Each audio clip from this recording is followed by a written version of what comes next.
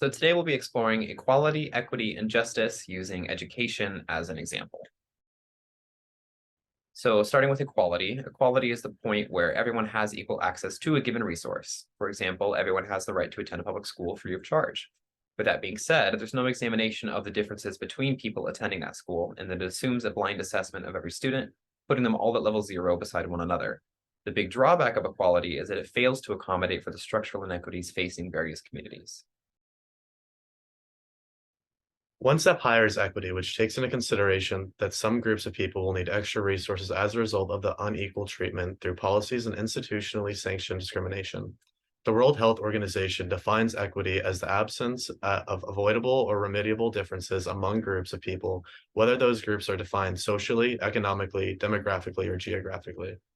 This could include free or reduced lunches, helping families get meals for their kids while they're at school, before or after school programs for families that need help with scheduling school and other time demands, or perhaps finding transportation to and from schools is difficult, stemming from a number of possibilities, such as a single parent household or a lack of public transportation following potential housing discrimination. If we take one step back and look at schools as a whole, in many cases, there are entire structural inequalities between schools, such as the case of Wyandanch and Rockville from A Tale of Two Schools. Looking at the table that juxtaposes Wyandanch and Rockville, you'll see these two schools providing an example of the completely different levels of available education across schools through the use of different statistics. Finally, we arrive at justice, which considers the factors at play causing different groups to require more resources to begin with. Justice questions the environment surrounding different communities and how that leads to the inequalities among those groups of people. Differences in education can stem from many different sources, including resources, availability of technology, faculty, and funding.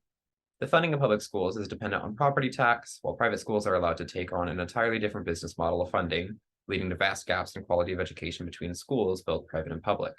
The funds received from private donors, partnerships, parents, and in some rare cases, internal advertisements, allow these schools to afford a more expensive educational loadout compared to public schools.